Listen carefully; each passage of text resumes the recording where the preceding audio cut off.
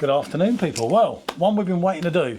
It is. And I did clean a Schneider's glass for this, but it just wasn't looking right. And I thought, it's got to be an Acne glass, isn't it? So, this is a gift from our dear friend, as a lot of you will know, Mark. And from what I've seen online, none too cheap.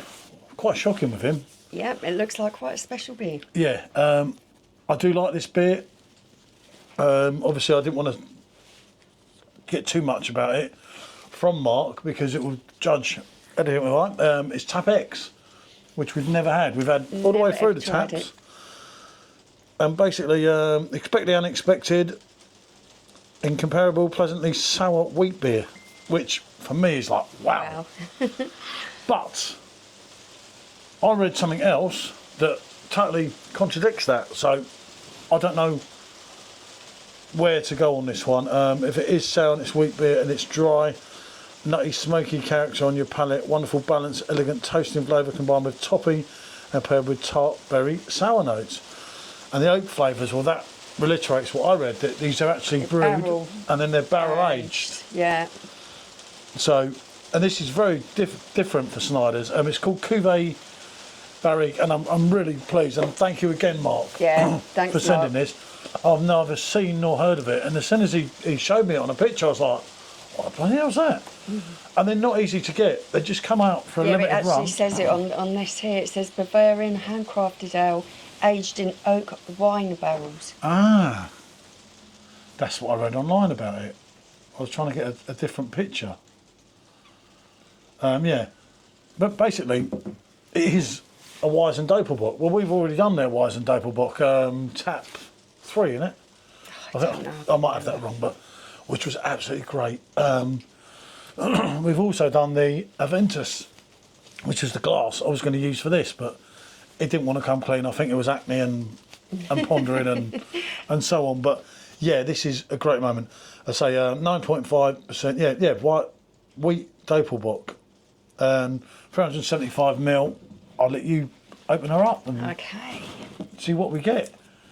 Obviously, I've just had some time off, but I've been fortunate enough to go. That actually went with a pop. Oh, smoky! Yeah, you see that? Smoky, and look at the bottle top. It's got like a little thing in there. Yeah. Okay, let's get this poured. And look at the glass. Highly appropriate, I thought. I knew it was going to be a dark. I knew it was going to be a beast. I couldn't look at the last picture of his one because. Guy, yeah, wow. Jesus. I think this might pack a punch in more ways than one. Look at the colour of it changing. There we go. Look at that. Look at the sediment running down it. Yeah. I don't know if you'll see that on there. Have a look. There is sediment floating around. It is totally unfiltered. It is totally unfined. Wow, okay. And Schneider's Tap 7's quite dark because it reminds you of Frankie Royal a little bit, but this is different gravy. Yeah. This is thick. And I'm telling you what, you're getting some serious without even having a ponder on this. Really, really rich kind of berries, banana, fruit, dry fruit. Yeah. That kind of smell I'm picking up off of this. There's definitely a banana in it. Obviously, your head. I was going to put it through the physics, but he's not a physics man, so I thought it may upset him. So we've gone along this way. If we'd have put it through those, we might have had a bit of a bigger head, but you can't have it every way. But that looks absolutely, doesn't it? But it's got. Look at the bubbles running up it. Obviously, this is a non-nucleated glass, and you go on that. This has got that wine aroma about it. It definitely has. Kind of like Pinot Noir. Fruitiness, yeah. You know, your Pinot Noir, your Sauvignon Blanc.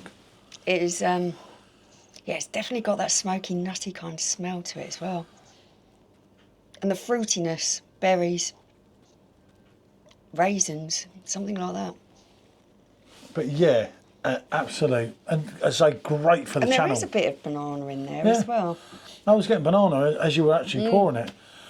I'll let you go first. You Okay. being the connoisseur, as you claim to say to everyone. I don't know if I'm going to like this. I can be somewhat iffy on these, which doesn't take anything about it. I've got a funny feeling she's going to absolutely love this. If I was calling this now, I'm not so sure. I will give it a go, and I'll give it a good go, but I'll tell you my honest opinion.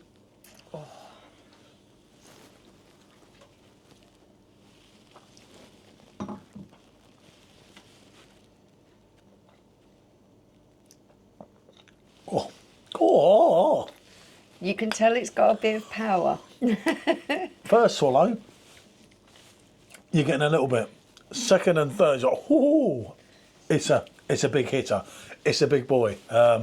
This is very, very complex on the palate. You are getting dried fruit. I'm picking up on dried apricots, dried figs, raisins, that kind of thing, that dried fruit kind of taste. That's definitely in there. You are getting. There's a sweet kind of caramelly taste to it Yeah, as well. you are getting the like that. Where you can tell it's been barrel aged, but it's still very smooth. But I think this is one of them that, Sourness, sour cherry. yeah. No, there was a sourness there. There's a sourness more than a wheat beer, I thought, but obviously on the first one you've got Slight bit of sweetness, like I said, caramel. A little bit of ripe banana in there.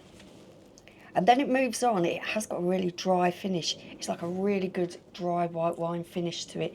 It's got that kind of smokiness, the dry white wine kind of taste to it at the end. and it does. Slightly even maybe a little bit of pepperiness in there. But you do as you end as well. You do start to feel that you're punching. Yeah, This is, you can tell that this is a higher alcohol beer because it really does have, it has that punchiness of the alcohol there. definitely so different. I'm getting, as I say, more the sourness than the wheat beer. I'm not getting that kind of yeast that you get, you know, from that you did come to expect from Schneider's, but. This is great because it's something, again, they're pushing boundaries. I love it when breweries don't just go along and do the same thing, and they do these limited edition ones now and again. This would have been in celebration of something or so forth. I didn't read enough on it. I only briefly looked, literally 15 minutes ago. Yeah. But, as I say, that is very, very different to any kind of Weisse beer that I've tasted. Like you say, the breadiness, the yeastiness, you're not getting as much of that. You're getting that really full-on kind of sour berry. crispiness, isn't it? There's that Toasted notes, maybe like... Yeah. There's that slightly somewhat floral taste as it's running through you. But there's a lot in. It's very complex. A little bit peppery. There's a little bit of pepperiness there. It's very complex as well for what it is. Obviously, as I say, unfortunately, the head didn't last, but you can't help that. It doesn't have a massive carbonation to it. This No, is quite it's a very light. smooth beer. But it's still going up, look. You see that? And you see the sediments just... Body-wise, considering how complex the flavours are in this, it isn't heavy body-wise, is it? It's got a medium body to it. When you look at it in glass and you look at that colour, you expect it to be quite heavy on the body, but it isn't. It's got quite a medium body to it. And quite a silky finish because it isn't overly carbonated. And it's a good one. As I say, as you are swallowing, you are feeling that warmth. But it's not burning you. It's not a burner. It's really smooth. And the smoothness of it for 9.5. Yeah, I think that's good. Oh, I do like that. I knew it'd be more Michelle that is than me. right up my street. And it's, as I say, it is very complex. It's one of them. Should that be a bit warmer? I don't know. You know, we've got one chance only here with this one, isn't it? If there's anything too major, Slightly reminiscent of the Christmas beers for me. yeah, it's got that Christmassy thing in it. I could go along with that. Slightly reminiscent of that. With you like your Christmas pudding Left things no. and your Yeah. left no, yeah. It is slightly reminiscent because you have got that real kind of dried fruit taste in there. Yeah, but your Christmas ones, you never get the sourness. No, the sourness is The unique sourness to this, is totally. definitely. I don't know how they've pulled that in with that. And it is every time you're swallowing, you're getting that. Yeah. And it's more. Cherry, blackberry, that They're Yeah. the kind of fruits that give you that. But they've got it sour kind of right, buzz. not in the way that it's like Yeah. But it is quite in depth, but not. And then that dry finish, that dry white wine finish.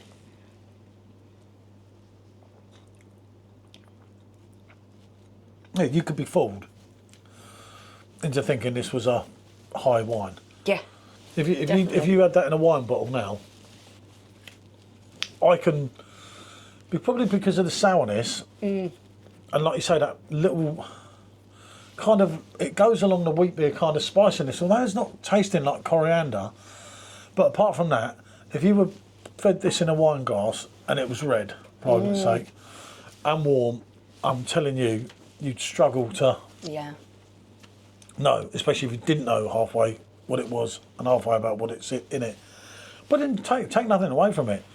It's a great change, and as I say, again, it's great with this Tapex that they've put boundaries out there. I love it when breweries do that. I do. For me, it's a definite yes. Yeah, this is getting a big yes for me. This is. I've had a scorecard. I'd give this 9 out of 10. I'd probably go on a 7.58. I really like it. It wasn't cheap. It's to my taste. It's the kind of complex tastes that I love trying. Yeah, the big ABV on it does give it that kick, that punch to it, and it really does enhance all those flavours in there. It's a great beer, don't get me wrong. Right, what can I say? Thanks for watching. Yep. Dankeschön.